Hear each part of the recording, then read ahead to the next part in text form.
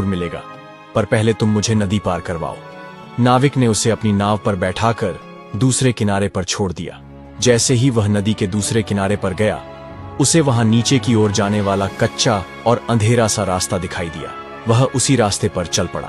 काफी नीचे पहुंचने पर वह एक पुराने से घर के पास पहुंचा, तो वह उस घर के अंदर गया। तब उसे एक बूढ़ी औरत मिली। वह बुढ़िया एक जादूगरनी थी। वह बोली, अरे बच्चे, तू कौन है और यहाँ पर क्यों आया है? तुझे पता नहीं कि यहाँ पर राक्षस रहता है? लड़का बोला, मैं ठीक जगह पर आया हूँ। अब तुम मेरी सहायता करो। मुझे राक्षस के सिर के 3 सोने के बाल चाहिए, नहीं तो मुझे मेरी पत्नी कभी वापस नहीं मिलेगी।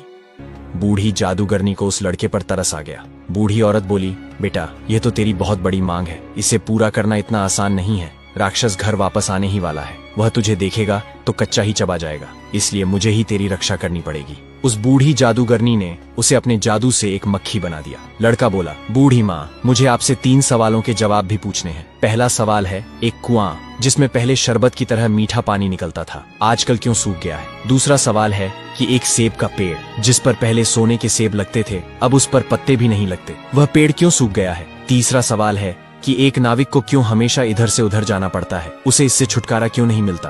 बूढ़ी जादूगरनी बोली, ये तीनों बड़े कठिन सवाल हैं। इन सवालों के जवाब भी हमें राक्षस से ही मिल सकते हैं, पर अब तू चुपचाप छुप जा, नहीं तो जिंदा नहीं बचेगा। थोड़ी ही देर में राक्षस घर पहुंचा। अंदर घुसते ही उसने शोर मचाना शुरू कर दिया। मुझे अपने घर में किसी मनुष्य की गंध आ रही है, आज जरूर कुछ गड़बड़ है। इतना कहकर उसने पूरे घर में झांक कर देखा, पर उसे कोई भी मनुष्य नहीं मिला। उसकी धाई माँ उस पर गुस्सा करने लगी और बोली, अभी कुछ देर पहले ही तो मैंने पूरा घर साफ किया है, मुझे तो यहाँ कोई मनुष्य नहीं दिखाई दिया। लगता है तेरी नाक में ही मानस गंध घुस गई है। चुपचाप आराम से बैठ और भोजन कर। वह चुपचाप खाना खाकर वहीं जमीन पर बिछी हुई बड़ी सी चटाई पर लेट गया। लेटते ही उसे नींद आ गई। उसकी धाई माँ भी आज उसके पास बिछी दूसरी चटाई पर लेट गई। जब राक्षस नींद में जोर जोर से खर्राटे लेने लगा, तो धाई माँ ने उसके सिर से सोने का एक बाल उखाड़ लिया। राक्षस दर्द से कराह उठा और बोला, ओ माँ, तू ये क्या कर रही है? मेरे बाल क्यों खींच रही है? धाई माँ बोली, बेटा, मैंने अभी भयंकर सपना देखा, तो डर के मारे तेरे बाल पकड़ लिए। राक्षस बोला, ऐसा कौन सा सपना था जिससे तू इतना डर गई? बूढ़ी धाई माँ बोली, मैंने सपने में देखा कि बाजार वाला कुआं जिससे शरबत निकलता था अब सूखा पड़ा है।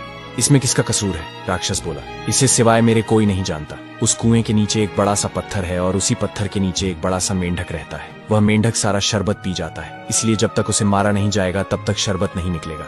इतना कहकर राक्षस फिर जोर जोर से खर्राटे भरने लगा। कुछ पल बाद धाई माँ ने उसके सिर से सोने का दूसरा बाल उखाड़ लिया। राक्षस फिर जोर से चीखा, ओ माँ, ये तू क्या कर रही है? धाई माँ बोली, बेटा, बुरा मत मान, मैंने फिर से एक अजीब सा सपना देखा था। राक्षस ने पूछा, ऐसा कैसा सपना था जिससे तू इतना डर गई थी? बूढ़ी बोली, मैंने सपने में देखा कि राज्य की सीमा पर जो सेब का एक पेड़ है जिस पर पहले सोने के सेब लगते थे, अब सूख गया है। इसके सूखने का क्या कारण है? राक्षस बोला, इस पेड़ की जड़ में एक चूहा रहता है जो इसकी जड़ों को काटता रहता है। अगर उस चूहे को मार दिया जाए तो वह पेड़ फिर से सोने के सेब देने लगेगा। पर अब तू मुझे अपने सपनों से परेशान मत कर, मुझे चैन से सोने दे। इतना कहकर राक्षस फिर जोर जोर से खर्राटे लेने लगा। थोड़ा ही समय हुआ था कि बूढ़ी माँ ने फिर तीसरी बार उसका एक और बाल उखाड़ लिया। अब राक्षस बहुत गुस्से से बोला, बुढ़िया, लगता है तेरे दिन पूरे हो गए हैं जो तुझे अपनी जिंदगी से प्यार नहीं। बूढ़ी माँ उसे शांत करने की कोशिश करने लगी, फिर बड़े प्यार से बोली, बेटा, मैं इन अजीब अजीब सपनों का क्या करूं? अभी अभी मैंने फिर से एक अजीब सपना देखा। राक्षस बोला, ऐसा कौन सा सपना देखा? जल्दी कह, मुझे जोर से नींद आ रही है। बूढ़ी माँ बोली, मैंने सपने में देखा कि मुझसे एक नाविक शिकायत कर रहा था कि उसे हर समय इधर से उधर जाना पड़ता है, उसे इससे छुटकारा क्यों नहीं मिलता? इसमें उसका क्या कसूर है? राक्षस बोला, वह नाविक मूर्ख है, उसे पता नहीं है कि वह एक श्रापित चप्पू को पकड़े हुए है। जिस दिन वह किसी और आदमी के हाथ में अपना चप्पू दे देगा, उसे हर रोज के आने जाने से छुटकारा मिल जाएगा। इतना कहकर राक्षस बोला, बुढ़िया, अब की बार तूने मुझे परेशान किया तो तुझे जान से मार दूंगा। सुबह होते ही बूढ़ी माँ ने उस मक्खी बने लड़के को अपनी झोपड़ी से बाहर निकाला, फिर उसे उसके असली रूप में कर दिया और उसे 3 सोने के बाल देकर बोली, अपने तीनों सवालों के जवाब तो तू सुन ही चुका है, अब यहाँ से भाग जा। अब लड़का बाल लिए अपने ससुर के राज्य की ओर चल पड़ा।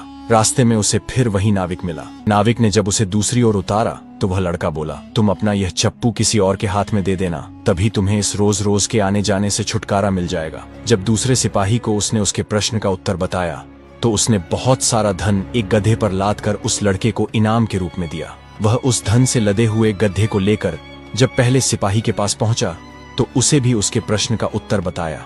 उस सिपाही ने भी बहुत सारा धन एक गड्ढे पर लाद कर उसको इनाम दिया।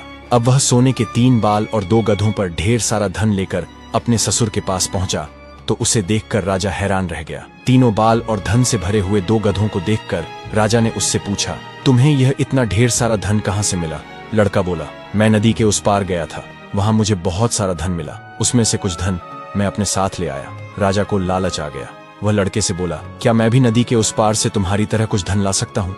लड़का बोला, क्यों नहीं। उस नदी में नाव पर एक नाविक बैठा है जो अपनी नाव से आपको उस पार ले जाएगा, पर आप उसका चप्पू उससे लेकर नाव को खुद चलाइएगा तो नदी की दूसरी ओर पहुंचकर तुम्हें ढेर सारा धन मिलेगा।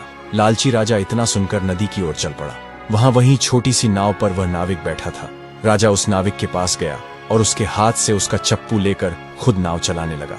अब उस नाविक को रोज के आने जाने से छुटकारा मिल गया और राजा को उसके कर्मों के अनुसार सजा मिल गई। अब वह उस नाव पर इधर से उधर करता रहता। अब राजमहल में लड़का राजकुमारी के साथ खुशी खुशी जीवन बिताने लगा। तो दोस्तों, ये कहानी हमें यह बताती है कि लालच का अंत हमेशा बुरा होता है, जबकि ईमानदारी और समझदारी से इंसान सफलता और सुख को प्राप्त करता है।